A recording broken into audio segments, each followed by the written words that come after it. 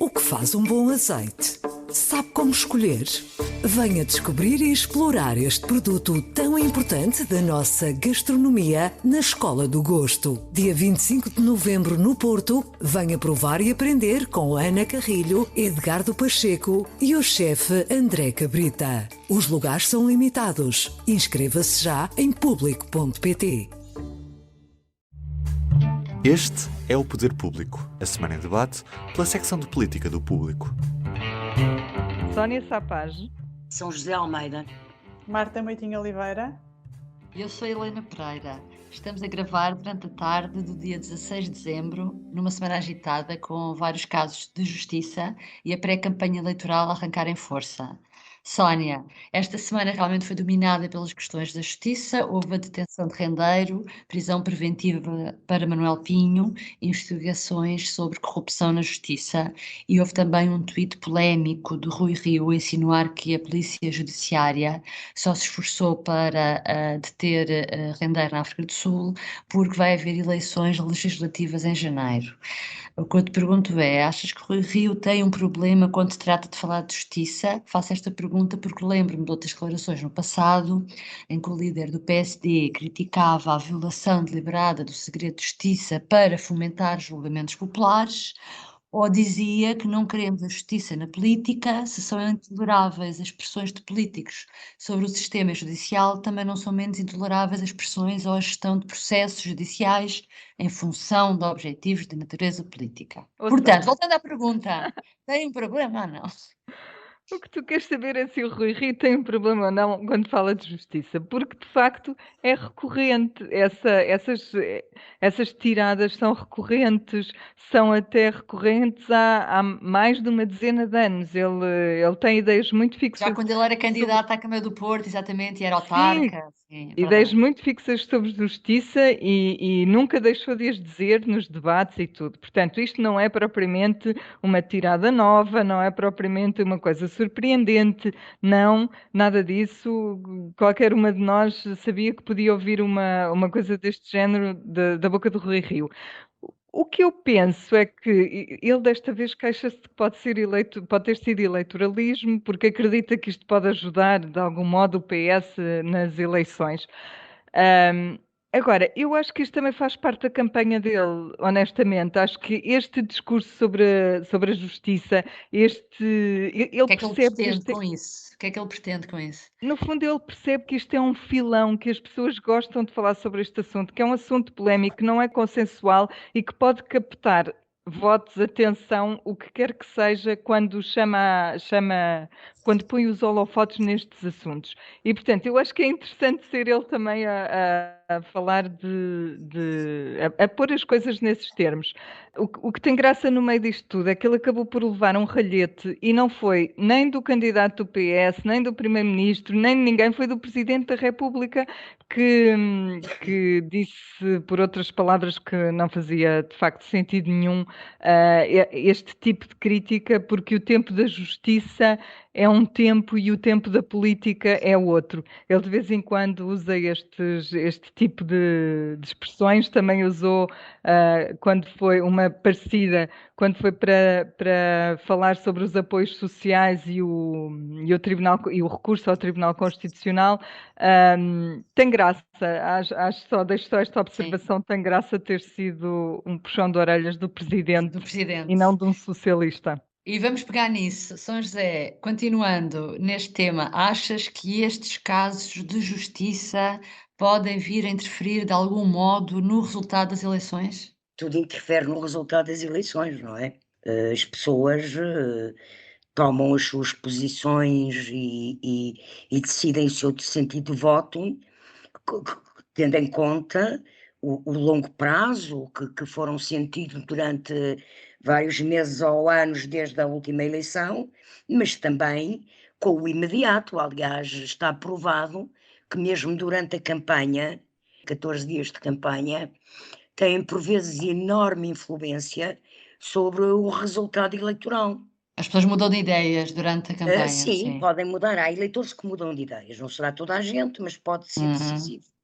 Olha, por exemplo, o exemplo da Câmara de Lisboa nas últimas autárquicas, a mudança de voto ou as sondagens andam todas mal feitas, o que também não acredito, ou é porque houve uma evolução de voto mesmo durante a Sim, campanha. nesse caso acho que claramente foi Não isso que é? Sim, aconteceu. pronto. Houve só pessoas que só nessa altura é que Agora, tomaram uma decisão, sim. eu em relação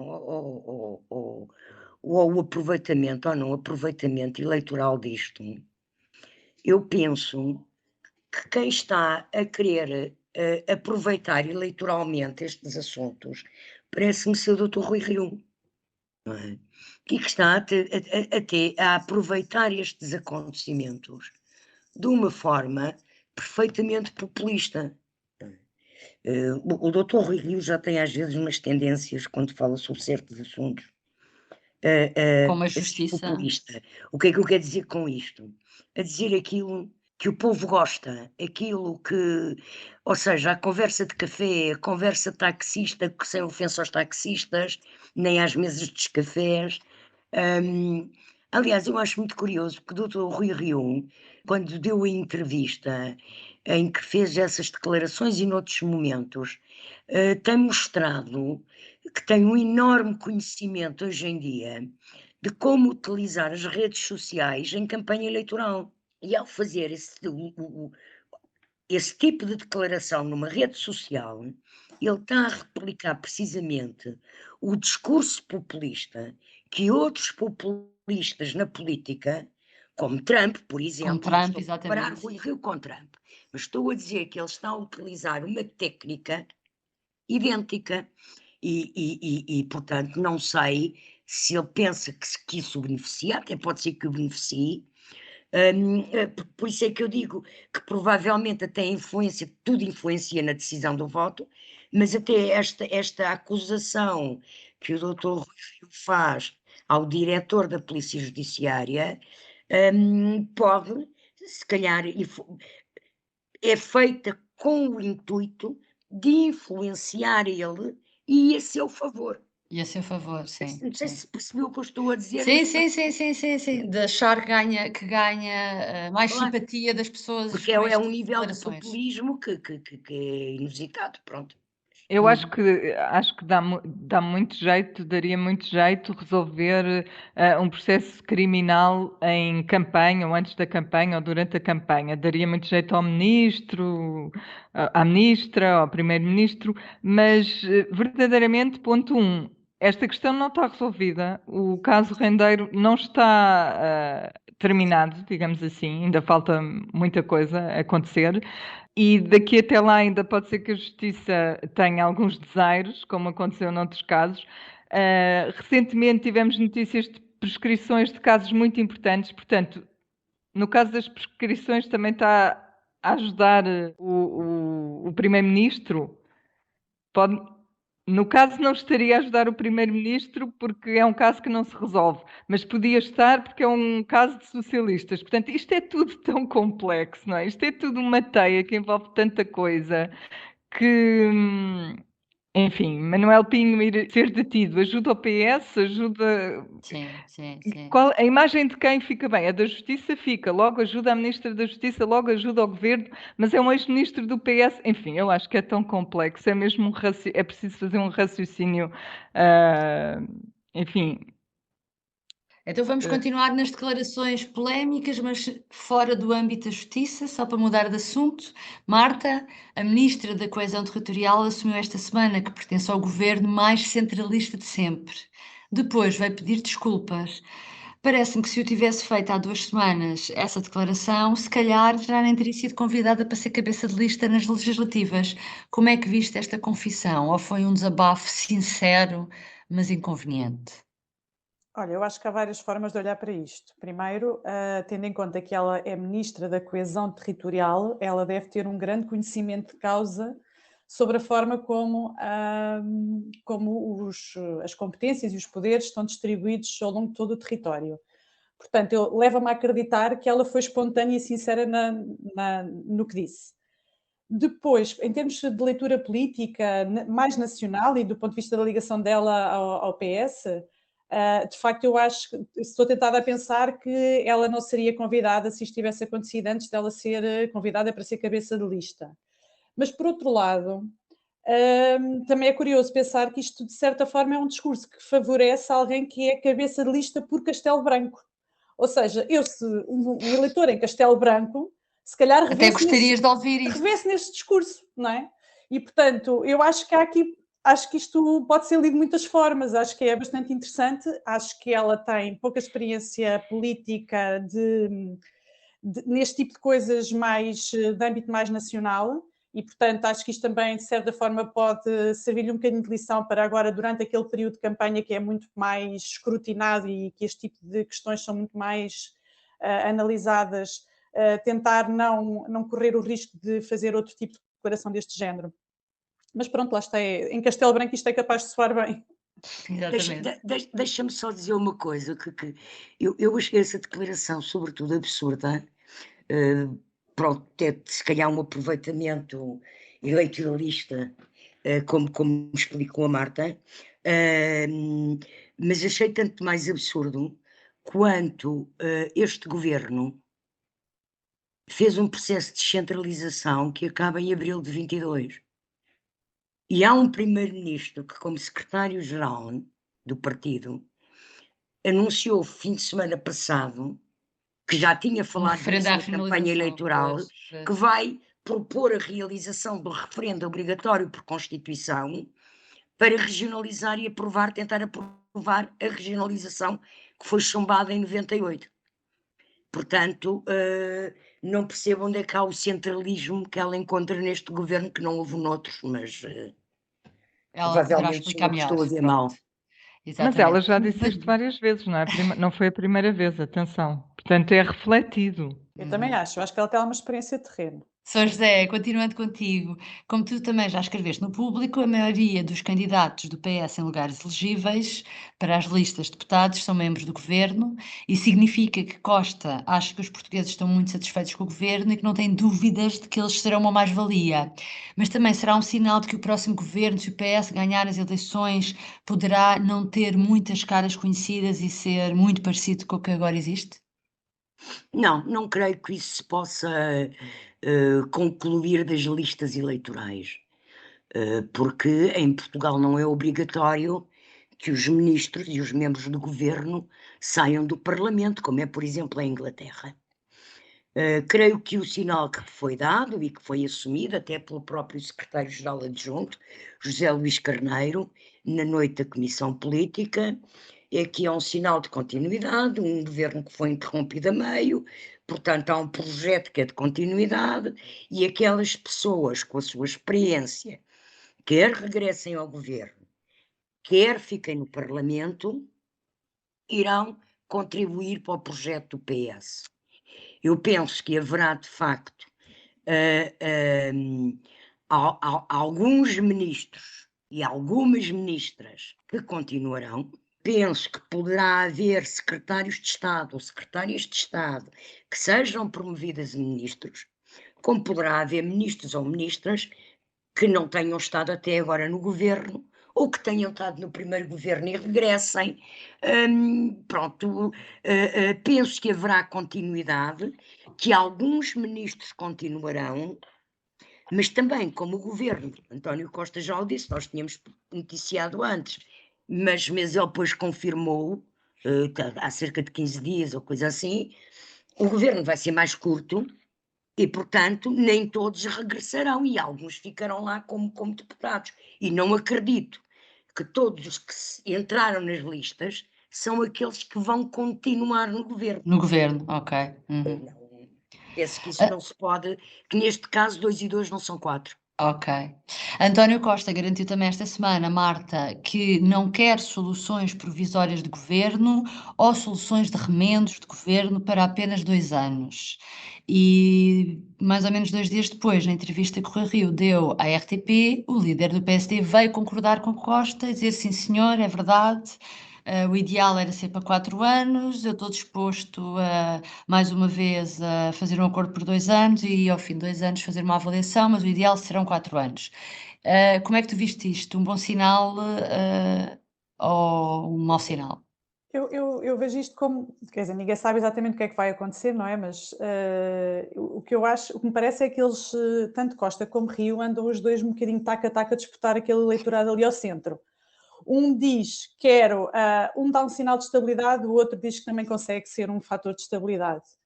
Um diz que quer fazer reformas, o outro também diz que quer fazer reformas e que as reformas têm que ser feitas em conjunto ao centro, porque é para dar estabilidade à continuidade das reformas. E nós andamos um bocadinho nisto, não sabemos muito bem o que é que vai acontecer durante a campanha, se vamos manter este taco a taco ali na disputa do eleitorado ao centro, mas as eleições ganham-se ao centro e, portanto, naturalmente, isto vai continuar durante algum tempo.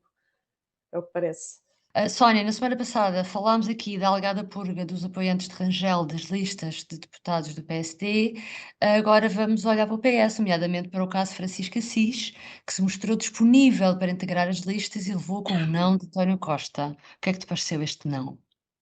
Pareceu-me que foi mesmo um não de António Costa, porque o que me pareceu foi que Francisco Assis se ofereceu e António Costa não teve interesse, portanto, não houve um convite, não houve uma intenção manifestada, não houve aparentemente uma promessa que não foi cumprida, e penso que António Costa não tinha interesse em colocá-lo nesse papel, até porque, penso eu, tinha outras pessoas para esse lugar. De qualquer forma, eu também acho curioso que Francisco Assis se tenha oferecido desta maneira, atendendo a que foi sempre um crítico tão grande do governo, da geringonça, das opções políticas de António Costa. Mas agora já não há geringonça, não é? Depois, quando se decidiu encostar à esquerda, talvez Francisco Assis quisesse fazer essas pazes em relação a esse tempo e reconhecer que o PS agora se pode aliar a outros partidos.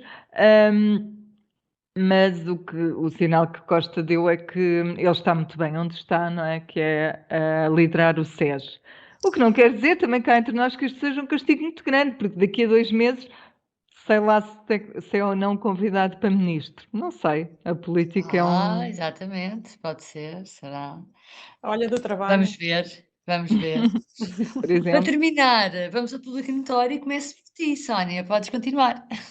Continuo, sim. Eu escolhi uma frase, não tem muito a ver com os nossos políticos, nem com cenas escaldantes políticas da semana, mas é uma frase para nós refletirmos um bocadinho. É de um senhor que se chama Stuart Butterfield. Ele é diretor executivo e cofundador da Slack, que é uma app de comunicação usada sobretudo em empresas e escritórios.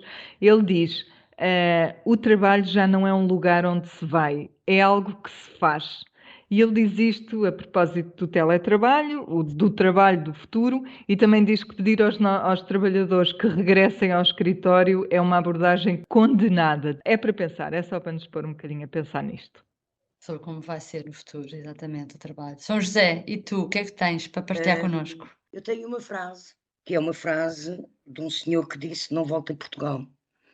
O Dr. João Rendeiro, que está numa situação de justiça complicada, não é? Está condenado, tem um processo de extradição para Portugal a começar a ser acionado, e ele já decidiu, pelo juiz sul-africano que vai decidir o caso, decidiu que não volta a Portugal, mesmo tendo sido detido, mesmo com o processo de extradição, decidiu não volta a Portugal. Portanto, há pessoas que de facto têm uma arrogância e uma presunção que não termina nem facto, mesmo quando estão presos. Não houve. Eu já não lhe chamo megalomania, é mitomania, já é mitomania. Quer dizer, como é que ele sabe que não volta a Portugal se está preso para ser avaliado a sua devolução ou não ao país para cumprir cá a pena a que foi acusado? Quer dizer, não percebo e eu continuo, há coisas que de facto continuam a surpreender-me. Marta, terminamos contigo. Olha, eu ao contrário de São José, que falou de um senhor que não volta a Portugal, eu ia falar de um senhor que, pelos vistos, quer se aproximar de Portugal ainda mais. Ah, é? Então. Que é o vice-almirante Henrique Gouveia Melo, que decidiu abrir aqui a possibilidade de se candidatar a Belém. e depois de ter andado algum tempo a dizer que não e a afastar essas possibilidades, disse uma frase que foi hoje citada pelo Diário de Notícias, que é: não se deve dizer que desta água não beberei. E eu acho que esta frase o vai perseguir durante bastante tempo, até ele tomar uma decisão final sobre o que é que vai fazer ao futuro dele depois deste sucesso da vacinação e de ser tão querido dos portugueses. É desconcertante, realmente. Bom, obrigada por nos ter acompanhado. Ficamos por aqui esta semana. Voltamos para a semana com mais outros temas. Até lá. Antes do Olá. Natal mesmo. Ah, Não é? exatamente. Mesmo em Até vésperas para a de Natal. semana. Até para a semana. O público fica no ouvido. O que se bebe em dia de festa pode-se beber no dia a dia? E que ligações gastronómicas se podem fazer com o que temos no copo? Aprenda e prove com a Escola do Gosto, a Academia de Literacia Alimentar do Público. Aulas únicas com especialistas. Entre como amador e saia um pouco mais conhecedor. Não perca a próxima aula, a 18 de novembro, no Porto. Os lugares são limitados. Inscreva-se já em público.pt.